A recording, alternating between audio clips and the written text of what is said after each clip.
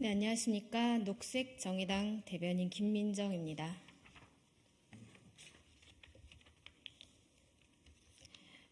브리핑 시작하겠습니다. 민주당과 국민의힘 최고 권력 지키기 공천입니다. 양당의 공천이 한창인 가운데 민주당은 혁신을 핑계로 이재명 지키기, 학살 무자비 공천으로 시끌시끌하고 국민의힘은 윤석열, 김건희 지키기, 고인물 무혁신 공천으로 조용합니다. 비명 의원들의 하위 20% 논란, 차은우보다 이재명, 안기령 부대변인의 공천과 여론조사 논란으로 민주당의 공천은 시스템 공천보다 이재명 사천에 가까워 보입니다. 총선 1차 경선 결과 현역 의원 물갈이가 전혀 없는 국민의힘 공천은 불법 후원금 혐의가 있는 의원들조차 그대로 내세웠습니다. 여당이란 당이 그렇게 인물이 없습니까? 고인물이 아니라 썩은 물 공천입니다. 김건희 특검법의 제의 포결을 염두에 둔 김건희 방탄 공천 외에 설명할 길이 없습니다. 이런 상황에서도 양당의 대표는 모두 자신들이 시스템 공천을 하고 있다고 주장한다지만 지록 유마 공천, 눈 가리고 아웅 공천일 뿐입니다. 양당은 솔직하십시오. 결국 각 당의 최고 권력 지키기 아닙니까?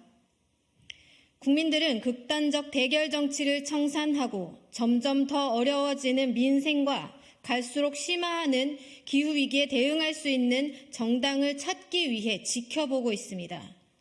국민들이 바라는 것은 국민을 지키는 정치개혁 공천이라는 점을 명심해야 할 것입니다. 이상입니다. 두 번째 브리핑 이어서 하겠습니다.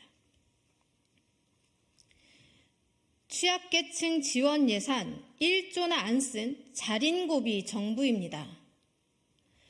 정부가 지난해 1조 원이 넘는 취약계층 지원 예산을 쓰지 않았다고 합니다. 그토록 줄기차게 민생을 표방하겠다고 말해놓고 의료급여와 기초연금에조차 배정된 예산을 제대로 쓰지도 않은 것은 민생 정부가 아니라 민생 파탄을 표방하는 정부라고 해도 할 말이 없습니다. 겉으로는 민생을 내걸고 속으로는 민생을 파탄을 조장하는 양두구육 정부 그 자체입니다. 경기 침체가 지속되는 와중에 윤석열 정권의 부자 감세 기조로 인해 역대 최대 규모로 세수가 펑크나 시민들의 고통은 더욱 커지고 있습니다. 나라 살림을 이 정도로밖에 운영을 못했으면 정부 무능에 대한 여파를 직격으로 맞을 취약계층에 대한 지원을 더 촘촘히 해야 합니다. 그런데 외려 예산조차 1조 원을 안 쓰다니 상식적으로 이해할 수가 없습니다.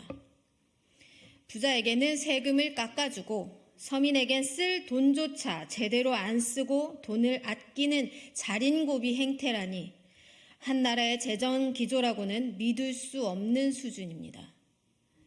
윤석열 정부는 지금이라도 민생이 얼마나 처참한 수준으로 망가졌는지 직시하시기 바랍니다. 정부의 재정 기조를 전면적으로 바꿔야 합니다.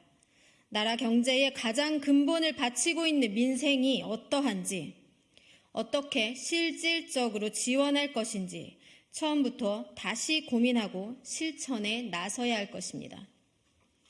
이상입니다.